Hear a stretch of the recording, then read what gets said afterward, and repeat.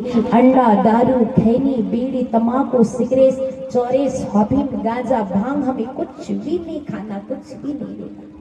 बस 6 महीना पूरा हुआ, दोनों भागलपुर को पाघाट दीक्षा ग्रहण करने के लिए आए।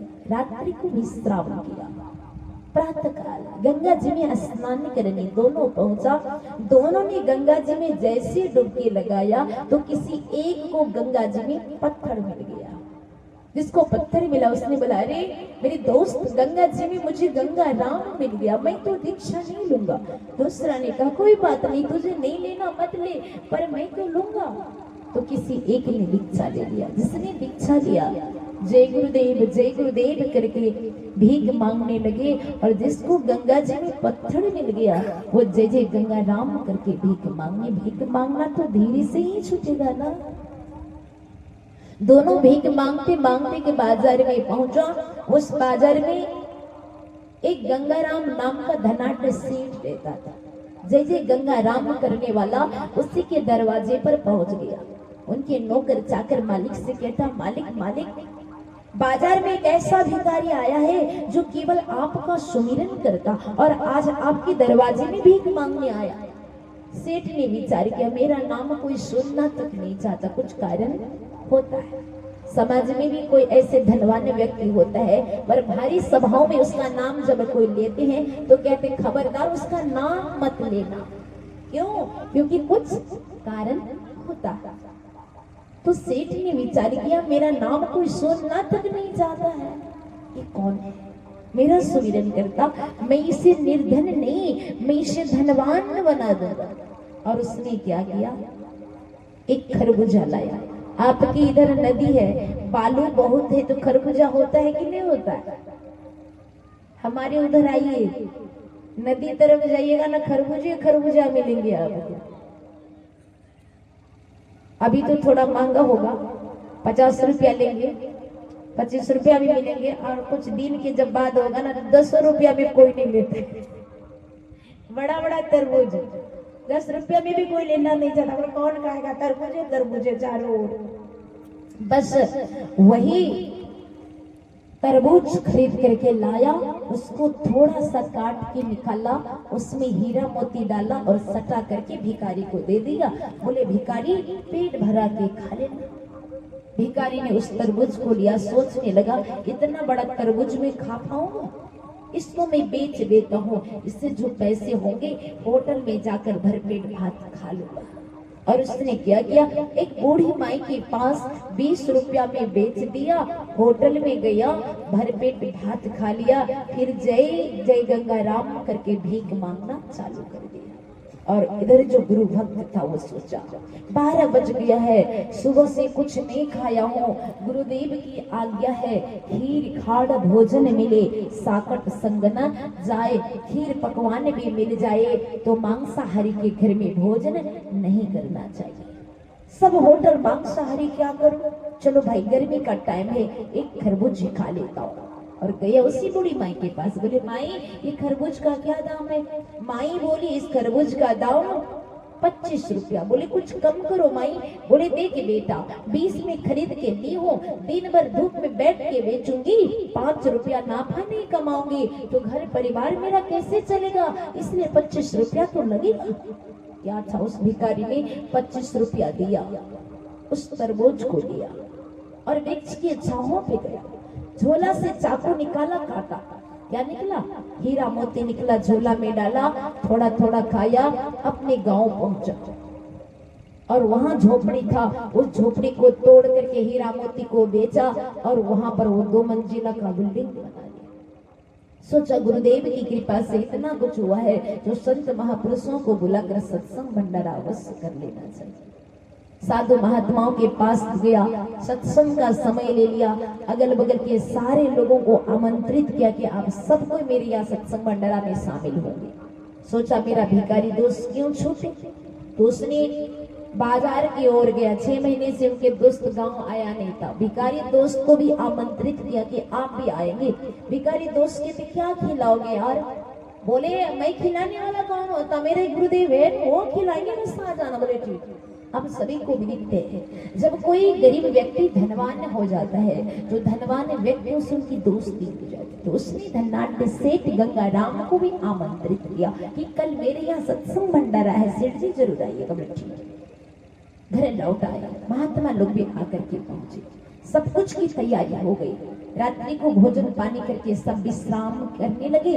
प्रातः काल महात्मा लोग व्यास मंच में बैठ करके कथा प्रवचन करने लगे। भक्तों की भीड़ लगी हुई थी। भोजनालय में भोजन की तैयारी हो रहा है। उनके भिखारी दोस्त आए, बोले मेरे दोस्त, ये मैं जो देख रहा हूँ झोपड़ी के जगह में महल, ये कोई स्वप्न तो नहीं? बोले ये स्वप्न नहीं है, ये सब मेरे गुरुदेव की कृपा है। बोली इतने जल्दी धनवान कैसे हो गए? सच्ची मित्र होते हैं वो कभी झूठ नहीं बोलते, और जो झूठ बोलते हैं उनकी दशा सुदेमा की भांति हो जाता है। कहते हैं ना, गुरु से झूठ मित्र से चोरी की हुई, निर्धन की हुई कोड़ी।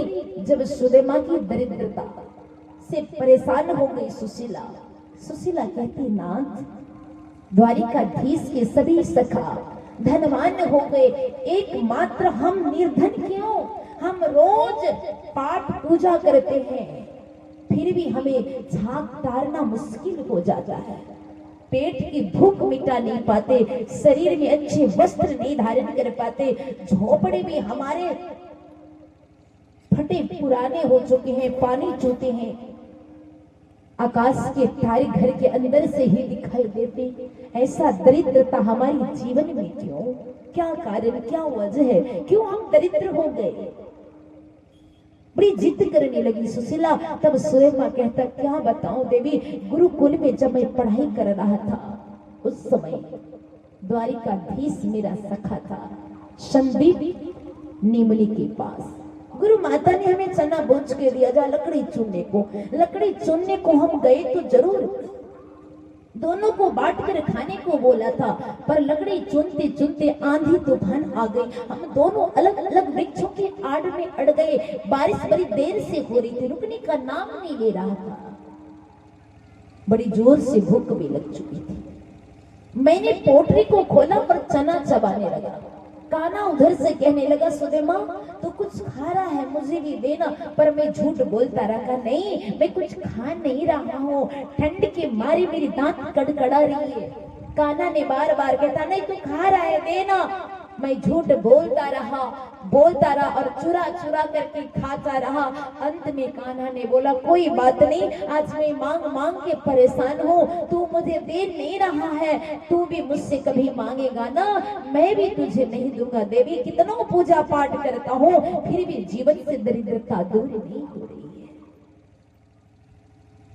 जीनो मित्र हो ही दुखारी, तीन विलोकत पातक भारी। सच्चे मित्र है, बताने लगे।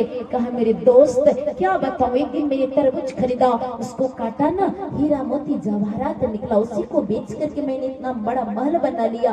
और ये सत्संग भंडारा भी गुरु की ही कृपा है। बस दोनों बातचीत कर रहे थे, उतने में ही गंगाराम सेठ वहां के पहुंचे। देखा उस भिखारी को जिसको उसने तरबूज दिया था। बोले, भिखारी तो आज भी भीख ही मांग रहा है?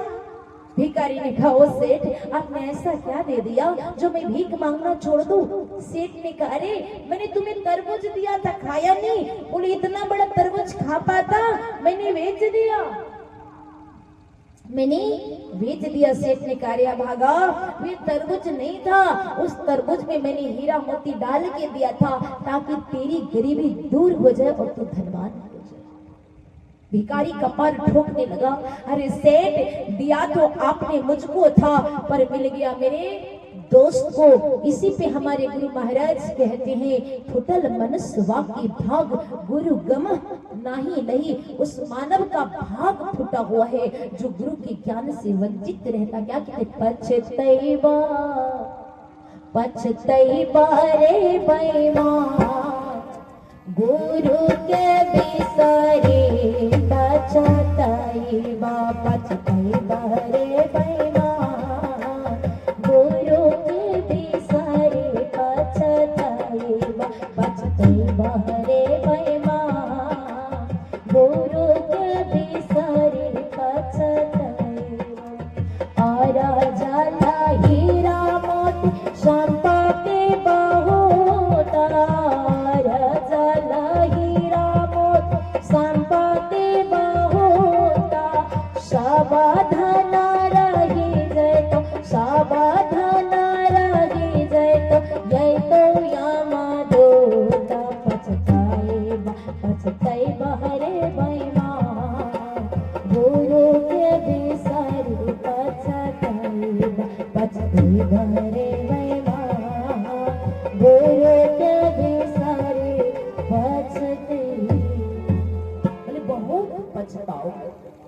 पछतैब रे बेईमान, गुरु के बिसरी पछतैब। और जल हीरा मोती संपत्ति बहुत, सब धन रही जेतो, तो यम तो पछतैब, बहुत पछताओ। उस मानव का भाग फूटा हुआ है जो गुरु के ज्ञान से वंचित रहता है। देखिए, सत्संग से जुड़ा, संतों के ज्ञान से जुड़ा सब कुछ उन्हें प्राप्त हो गया। इसलिए तो कहते हैं, गुरुवर तेरी कृपा से सब काम हो रहा है, करते सभी तुम हो, मेरा नाम हो रहा है। पतवार के बिना ही मेरी नाव चल रही है, हैरान है जवाना मंजिल भी मिल रही है। दुनिया हैरान है पर मंजिल भी मिल रही है। किनकी कृपा से? तो गुरु की कृपा से। तो जो सत्संग करते हैं उनका जीवन बन जाता, तन मन वचन भी उनका पवित्र हो जाता है। क्योंकि यह सत्संग जो है ये तीर्थराज प्रयाग है और चलता फिरता तीर्थराज प्रयाग। आप लोग तो महाकुंभ मेले में गए होंगे। कौन कौन गए थे? हाथ उठाइए तो। कुंभ मेला में, महाकुंभ, वाह। जो नहीं गई वो मेरी पार्टी, जो गई वो दीदी का पार्टी। जाना तो मुझे भी था। मौनी अमावस्या में मेरी भागवत कथा चल रही थी मोरंग पे, और हमने गाड़ी भी किया था, मेरे भक्त भी तैयार हो चुके थे। अचानक सुनने को मिला कि मौनी अमावस्या में बहुत सारे लोग मर गए। 7 दिन का टूर था हमारा। मैंने सोचा मैं जाऊंगी, सब बूढ़ा बूढ़ी तैयार हुए हैं, कहीं खो गए तो ढूंढते परेशान, कहीं मर गए तो हमारे नेपाल के भक्त हमें छोड़ेंगे ना, हमको भी मार के गाड़ देंगे। और यदि मैं कोई खो गया उसको छोड़ के आ जाऊं तो यहाँ के लोग परेशान करेंगे, और यदि उनको ढूंढने के चक्कर में रह जाऊंगी तो दूसरी जगह मेरी कथा थी 7-8 रोज के बाद, तो फिर कथा में नहीं आ पाऊंगी तो वहां के लोग मुझे पीटेंगे। मैंने कहा भैया प्रयागराज तो जाना ही जाना है, किसी भी वक्त जाके नहा के आ जाऊंगा भैया, कोई फंस गया तो भारी परेशानी। दीदी बोली बहुत सारे लोग मर गए। मैंने कहा बाप रे, नहीं जाना है, कोई बात नहीं।